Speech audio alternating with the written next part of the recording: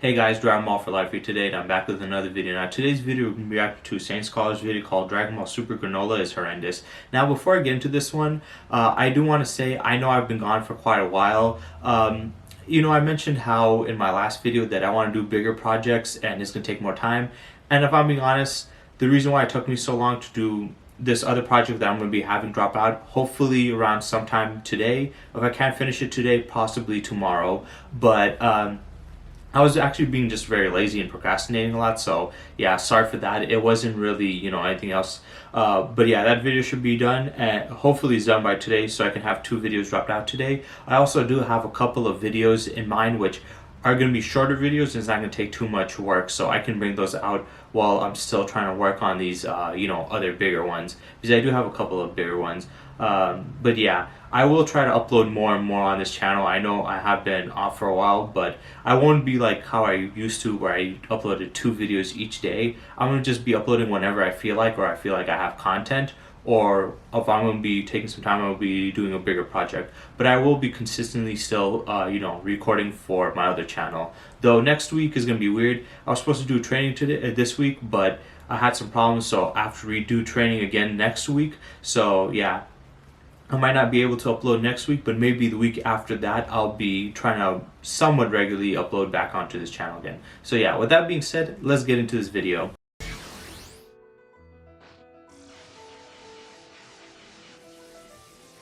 We've got a lot to talk about in regards to the power in this arc. I highly recommend you keep a note of all the previous parts so you know where my calculations came from. And in case you didn't hear me before, some don't, this is the manga only. And it's all my interpretations on what we've got in just the manga. You can have your views, I have mine. So definitely leave me a comment below on how you interpret certain things in this manga. As Dragon Ball Super isn't exactly the most consistent in itself, and power scales don't exactly fit the story like a glove. But in this part, you are going to find out why Dragon Ball Super's Granola is horrendous. And by horrendous, I mean the actual definition of the word that describes his power. Extreme, gruesome, frightful. You will see just how much the wish powered him up, as well as the results of Goku and Vegeta's training during the start of the arc. You'll know that Buu Saga base Goku is a 1 in this scale, where base Goku has now reached 375 sextillion at the end of the Moro arc, and his final Ultra Instinct power, 750 tridecillion. I recommend recapping on number levels because we're about to go wild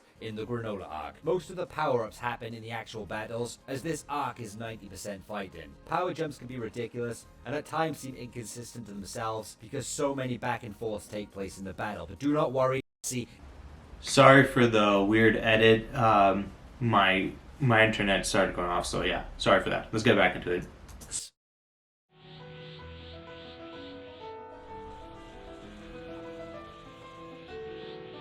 coming off the Moro arc, we actually don't get any situation where Goku and Vegeta's base forms tangle in training. They appear to be doing their own thing, Goku mainly with Whis. So at this point, I won't reset or balance out their base forms because we don't have that gauge between them yet. We just know they're still considered rivals, but this is because the two always crisscross in power, with Vegeta typically having a better base form and Super Saiyan Blue power, but Goku being the best with his UI buff. Vegeta says he will surpass Kakarot another way, but this doesn't refer to base forms. This is strictly referring to their max power in transformations, and Goku's edge using UI compared to Vegeta's top power, which is Super Saiyan Blue evolved right now. So right now I won't apply any numbers or training growths until I explain the power Granola obtains through the wish, because that explains where Goku and Vegeta are. I will explain Vegeta's base power a little later in the Granola fight, because there's something interesting that happens that suggests Vegeta's base is absurdly higher than Goku's. Here's something fun. Beerus says his own power has no limit, which could provide a reason why Beerus is still the top dog, as his mind is always on destruction, and potentially continues to grow stronger in accordance with the plot. Goku and Vegeta's training would continue through the months, and Vegeta learning destruction and Goku getting more efficient at Ultra Instinct. Now when the heat has tricked Goku and Vegeta into fighting Granola, we do see Vegeta train on the spaceship, which will be an additional 18 days of luxury training and eating. So yes, tons more evidence of continuous Goku and Vegeta training since the Moro arc, fully justifying the upcoming power-up.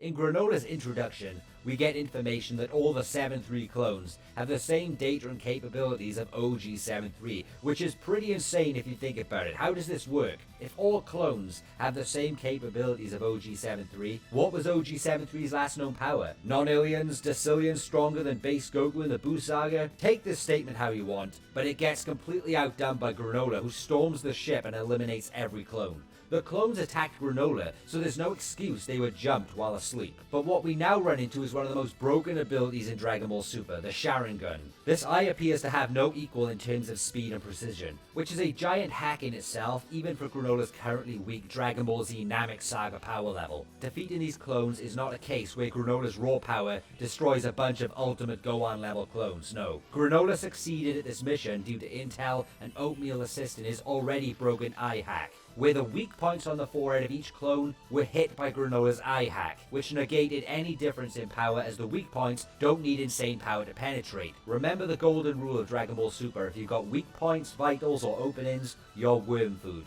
regardless of power. And Granola's Sharingan hack takes advantage of openings. Theoretically, these clones could have killed Granola if it wasn't for the eye hack and Oatmeal support. So back to Granola's power before his big wish. Yes, he is Namek Saga level.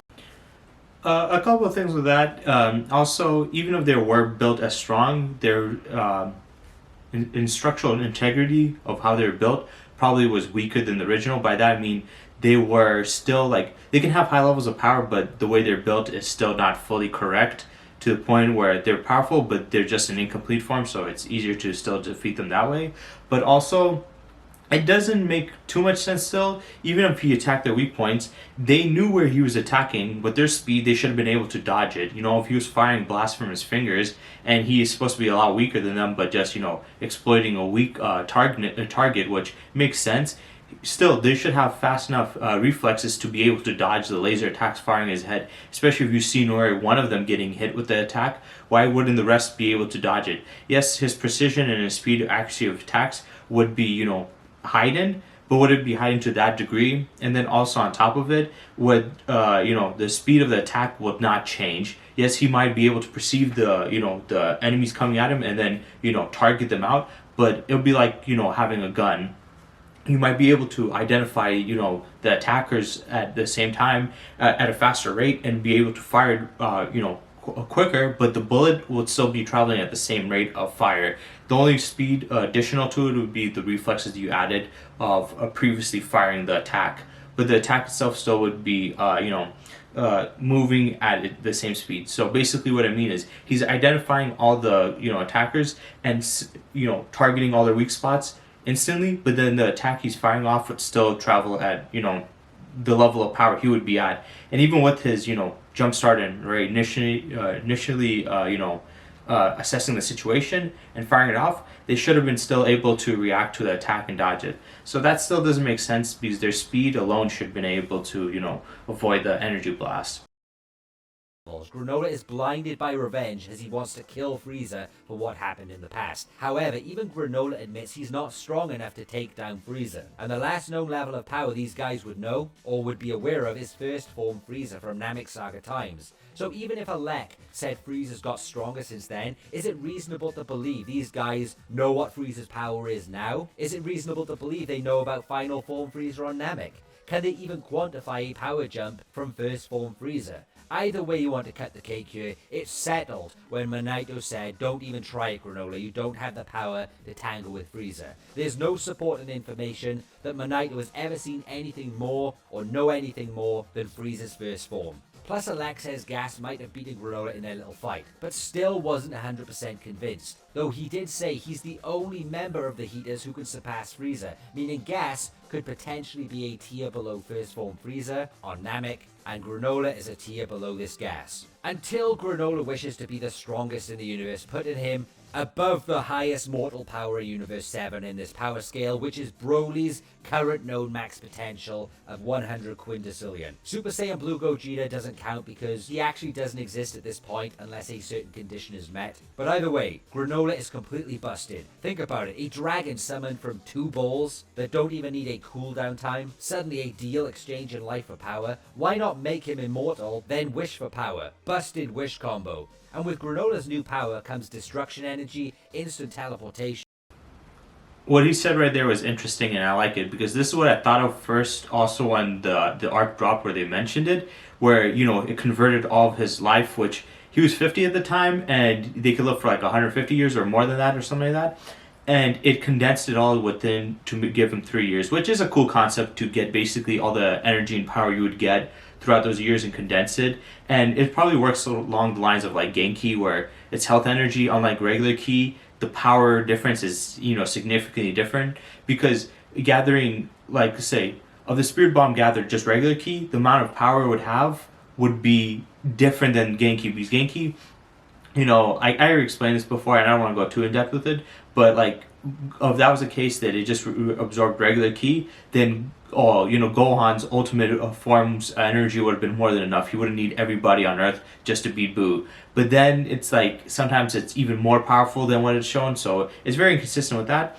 And I guess they kind of went with that with this, with saying, oh, well, if you condense all of his life energy, he can get astronomically higher in power. That's also kind of, let's be honest, ridiculous. It's not very consistent. But the thing that is very important, like he said, is whether if that's the case, whatever or not, it does significantly power him up by condensing his life energy. But if he was immortal, he would have literally infinite life energy to do, and he wouldn't have any time limit to die. So would that give him technically infinite power, or would the dragon have a limit saying, well, you're immortal and I can't condense all of your life energy into just pure power, so I can condense enough where he gets significantly powerful, which he's also immortal on top of it, but he can't do it completely because, well, immortal, it would be basically infinite since his life would never run out. So it would either be somehow this dragon can give him infinite power, so he would have infinite power and be immortal, which would be untouchable,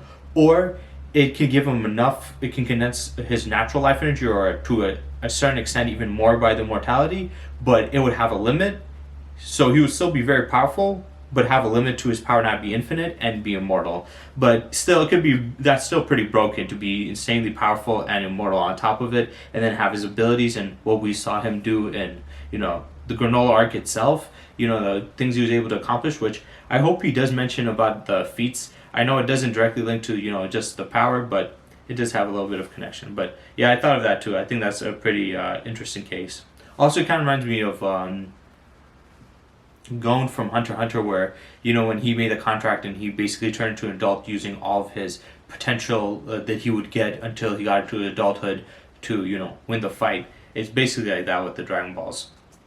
And I'm surprised not Ultra Instinct either. But combine all this power with his already hack of an eye, you can really see, pun intended, why Granola is incredibly broken in terms of potential and speed. This guy could one-shot Moro. This guy could one-shot Jiren. Granola is deadly, and after the wish, at one point, he was the strongest in the universe. But you have to remember when that wish was made. It was made long before Goku and Vegeta even arrived on planet Cereal. And in that time, Goku and Vegeta continued to get stronger whilst Granola didn't train. This is what Vegeta later talked about in his fight with Granola. Being the strongest is just a moment in time. The next thing you know, that moment has passed. And this is a prime example. If you add up the time skips, there's about 1 to 2 months from the time Granola made the wish to the time he faces Goku and Vegeta. So that gap is going to shrink and justifies Goku and Vegeta's power get into Broly levels. So when Granola made the wish, I will put him a tier above Broly's current known max power, making Granola the strongest mortal in Universe 7 at this point. Remember, Granola stretched his lifespan almost to the brink to gain the strongest title, so it's reasonable to have him only a tier above Broly's current known best, as he sacrificed nearly everything just to gain that title, never mind add in any bonus power to make him even more. Okay, yeah. I guess then it would be broken because my argument was I thought it just condenses his life energy. It basically did what Gon did, where it was like it wasn't just his life energy. Somehow he was able to make the contract where all the experience points that he would get in the future, like his maximize of his strength, speed, durability, every attribute would be given to him right at that instant. And from what the dragon explained, looking up here, it said it can any and all power you could have accumulated in your lifetime. So if he was immortal, that would mean that all the power that he could accumulate in his lifetime if he had immortality, which would be an infinite life, like he would never die. So technically, yeah, that would make him the most OP character in the universe. All you have to do to be the most ridiculously overpowered character in Dragon Ball, and maybe even in fiction, is to literally use one Dragon Ball to become immortal, then use this Dragon Ball, or maybe you can even use Shenron, who knows, to condense all that energy, all that strength you would get accumulated. So you would basically have immortality with an infinite life and the infinite amount of time to get strong, which would make your strength and power infinite, unless if you have a limit cap, which we've seen in Dragon Ball, they don't have a limit to how much stronger characters can get. Definitely Granola in the future is going to get even stronger than this, but yeah, that's kind of ridiculous to think about, that if you use Dragon Balls you can become immortal, and if you become immortal and use this wish, you can basically be untouchable. So if a character in Dragon Ball really wants to be the unstoppable force to beat all these other gods and stuff, all they have to do is become immortal and then do this wish. That would be crazy. But I don't think they're going to do that ever again, because that's too convenient. But I think us as fans, we can still talk about it and, theorize like how ridiculously absurd that would be. Superior. He didn't have the lifespan to do that. But here's the kicker. The power jump he had from that wish, considering he was lower than a 1 on this scale to start with, the wish powered him up over 125 quintillion times. So think about it. This is all Manito's fault. If he had let Granola use those damn Dragon Balls and even wished for 1% of this power increase, sacrificing a couple of years of his life, Granola could have kept 100 years of his life and still one-shot the entire Dragon Ball Z cast. Frieza, King Cold, the Saiyans, Super Vegeta if he wanted, and still one-shot most of Dragon Ball Super. Damn that Manito. Manito is what we call a trouble-making plot creator. What a busted-ass wish. But hey, let's continue. Also, sorry to pause again, but think about that. If it condenses all the experience that he gets throughout the future, that basically means that let's say naturally he was to get stronger, that would mean that towards the end of Granola's life, he would get so ridiculously powerful by training and fighting that he would have been this powerful compared to Goku and Vegeta.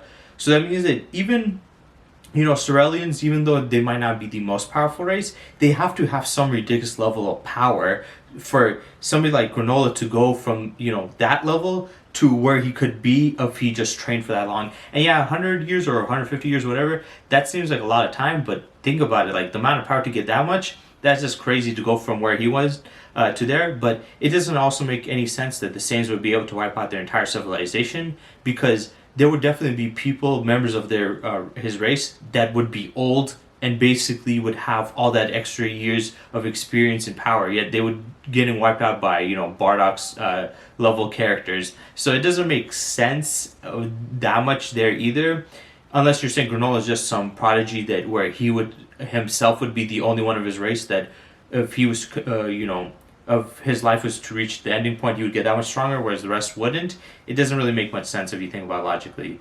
So technically, the Australians can be considered one of the most powerful races if they are trained properly and long enough, or maybe it's just an inconsistent plot hole or a retcon just to make him the most powerful, whatever.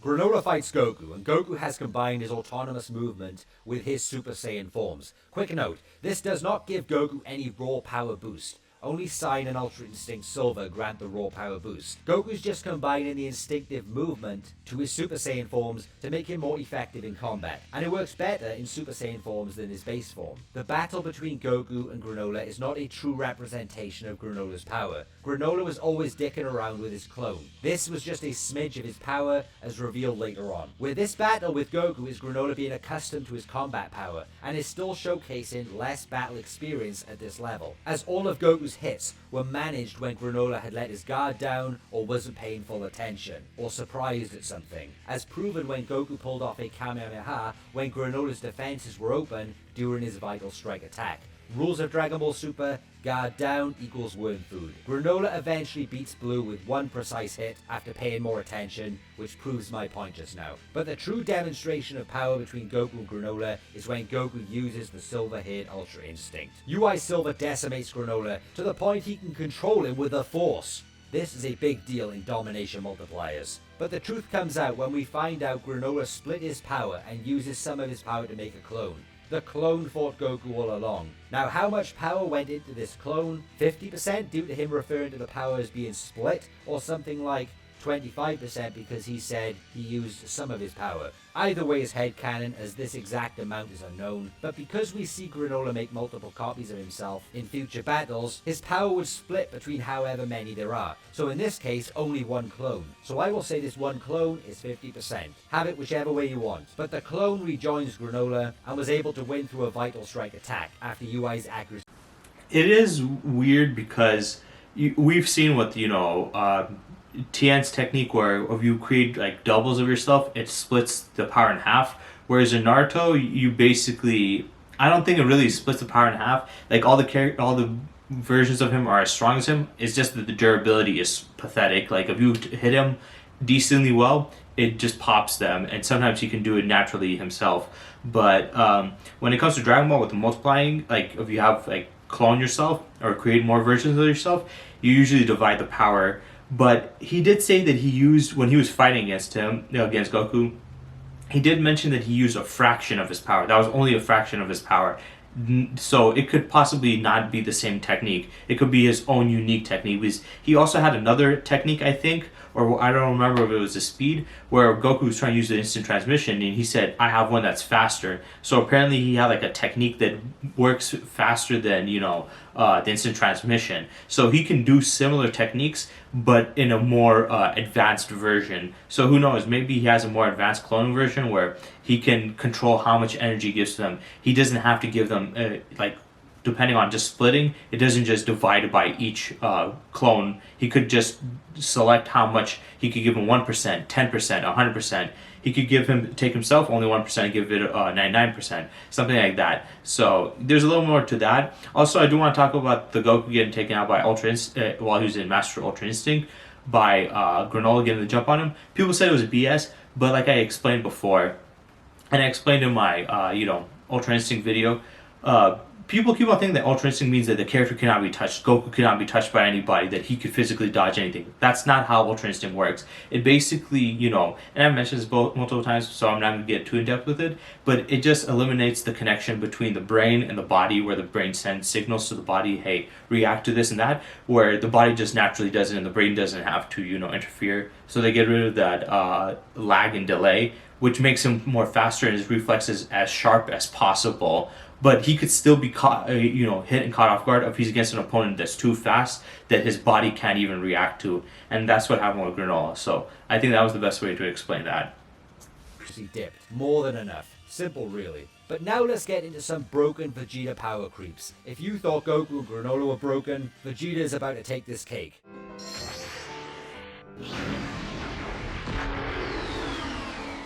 Vegeta is mainly on defense at the start, but what's crazy is Vegeta initially manages to stop Granola's energy blast. This is a complete Granolah, by the way, not a clone. This is a raw power blast cancelled out by Vegeta. This is no joke. Vegeta notices Granolah isn't used to his power, and it's more of a battle experience issue. Not that he doesn't have more power tucked away, he's just reckless with his power. But Vegeta reveals about himself that he's been growing stronger during this fight with Granolah. Talk about broken Saiyan battle prowess coming back into the equation. Vegeta starts clashing with Granolah, and even though Vegeta confirms Granolah is stronger, Vegeta is dropping some hurt-in bombs, to the point Vegeta can catch and cancel out some of Granola's serious vital point strike. This is followed by sadistically laughing off the damage. This broken display of power has Vegeta's Blue evolved reach a level to what I feel is a tier below Granolah, after the Saiyan battle prowess kicked in order to do what he did. But that's how it was portrayed, Vegeta almost catching up to Granolah in Super Saiyan Blue evolved. This battle is more reliable to gauge their powers rather than Super Saiyan Blue Goku versus Granolah, because now Granolah has experienced battle with Goku, has warmed up to that combat power, he's no longer a clone, and he's now being challenged in sheer raw power by Vegeta, where Granolah's guard is actually up. This is a big deal for raw power with Vegeta. Compared to before, Goku was getting hits in because of Granola's carelessness. Remember what I said earlier, there is something that happens in this battle that may suggest Vegeta's base form is above Goku's?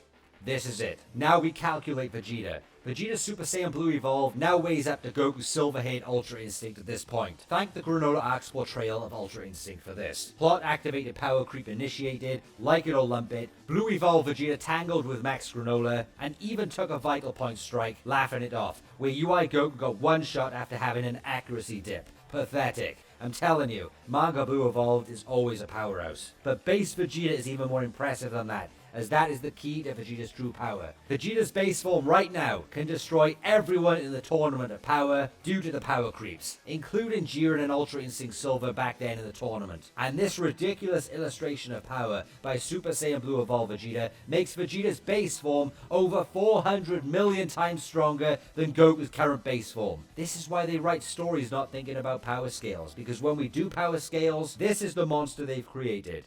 Did I say this was supposed to make sense? It's not supposed to. But using consistent multipliers throughout this power scale and applying it to the story, it's a mess. And that's exactly what I expected. Just like every other arc. It's Dragon Ball. It's written for the story, not as a power scale. That's something we have to accept. Story overrides power scale sense. As I've said before, it wouldn't be Dragon Ball if it wasn't messy, inconsistent, and nonsense. So that was the end of Saiyan Scholar's video called Dragon Ball Super Granola is Horrendous. I will disagree with him on the last part, and I'll get to explain what I mean by that. But I'm guessing he's going to split this up into 2, maybe 3 parts, because this is only the first half of the Granola fight. There's also the second half, and then, the whole battle with Gas. And Gas's fight is even, I think, longer.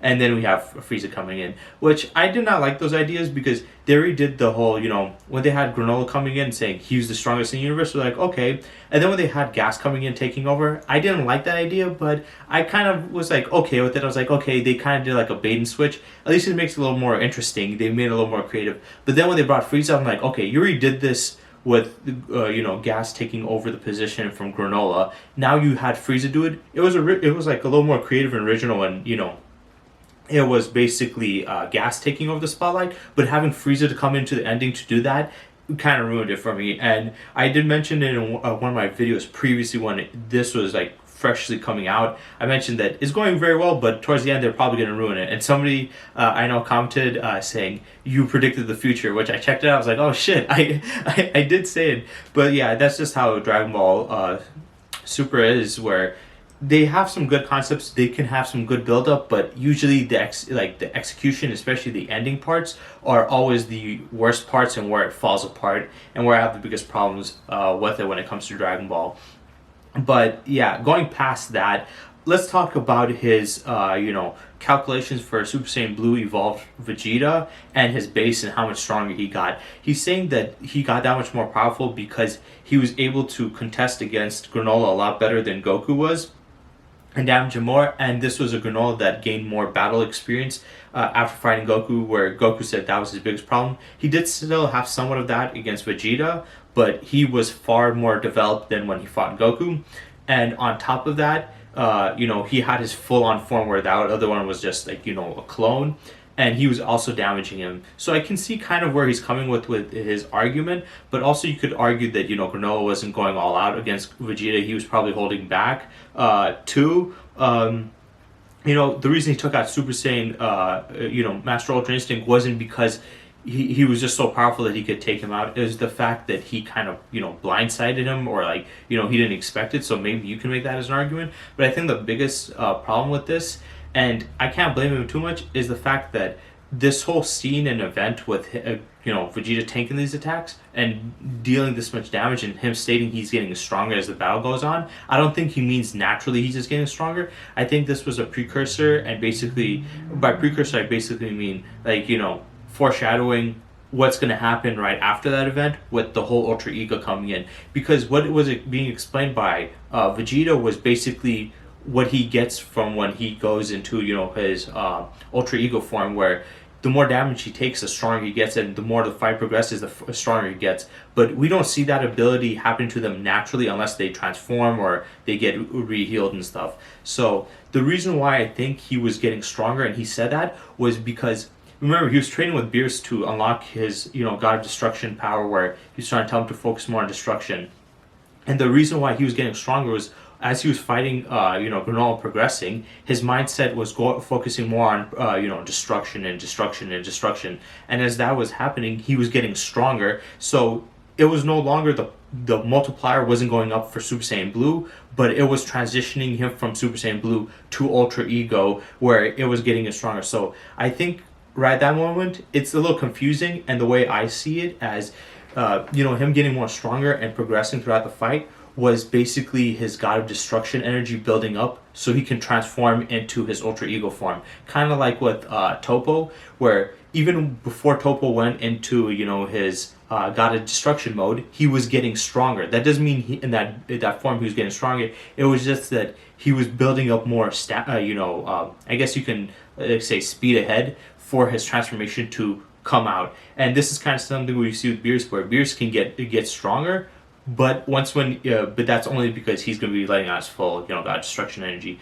So what I'm saying is, Vegeta getting stronger and Super Saiyan Blue evolved against against Granola, wasn't his Super Saiyan Blue evolved was getting stronger. It was the fact that his Super Saiyan Blue evolved form was transitioning to his Ultra Ego form, and his mindset was changing more to destruction, which was getting stronger. Like Beer said, the more you think about destruction, the stronger you'll become. So he was thinking more about destruction, obviously, to the point where you unlock this form, where it's purely about destruction, and then you get continuously stronger there. So I think the reason why he was getting stronger, because he does show it in the manga, and this happens this is literally right before he does show his Ultra Ego. It was his body building up to the Ultra Ego. So I think this is not his Super Saiyan Blue's power or just him naturally getting stronger. I think this was, his Ultra Ego, his mindset changing into it and activating his Ultra Ego. So I would put this power increase not with his Super Saiyan Blue, but with his Ultra Ego, and it's a starting point and a beginning to his Ultra Ego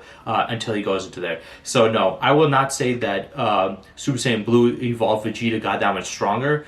The reason why Super Saiyan Blue evolved Vegeta was getting stronger was he was, like I said, as he was changing his mindset to destruction energy, he was getting stronger and stronger, but that strength was coming in from, Ultra Ego. Think of it as like a pre-Ultra Ego thing. This was basically the build up to Ultra Ego and then him unlocking Ultra Ego. Kind of like, Goku has UI, then Mastered UI. UI is the incomplete form of Mastered UI, and then Mastered UI is the full power of his, Ultra Ego power or technique. Whereas Vegeta in his Ultra Ego form, it probably doesn't have like a one like UI and then Mastered UI. It's possibly just whatever form they were in or he was in. He that's basically the preform, and then it transitions to that. So yeah, that's kind of my argument. I know it's kind of a little confusing and muddled, but the best way I can, like I said, I should re-explain it. The best way I can re-explain it is the fact that the power increase was not happening for his Super Saiyan Blue Evolve. I think Super Saiyan Blue Evolve's power was the same. It was increasing because his mindset changing more to destruction, and as Granola was learning more about his power and getting stronger, Vegeta was learning more about his new power, and it was getting stronger to unlock the Ultra Ego. So I don't think that multiplying of power would be in his blue form. Even though he was still in his blue form, I think that would be equated to Ultra Ego. So I think that multiplier should be with Ultra Ego instead of Super Saiyan Blue. So I don't think Super Saiyan Blue or base Vegeta got stronger. I just think that he was, building up to his Ultra Ego form and then got into it, and that's where the power came from. Because we know how the ability of Ultra Ego works, where the more damage he gets stronger. But Super Saiyan Blue Evolved doesn't do that. But he was getting hurt and he was getting stronger. Why? Well, it was because he was going into his Ultra Ego form. I think at that point it transitioned to Ultra Ego. So I wouldn't consider that as a multiplier for that. So that's the only real big disagreement I have with him on this video. I can't wait for the next two parts, especially Gas's power boost. And then, Frieza's one is going to be astronomically ridiculous. And I can't wait for the manga to come back. They haven't still once again mentioned when it's going to be back. Luckily, we're almost done with this year, and we're going into next year. And like I said, early next year, we should be getting, Dragon Ball Super should be coming back in anime format. And I think they said some convention is coming up soon where they're going to give more details. So yeah, I can't wait for that. I hope you guys enjoyed, and stay tuned for next time.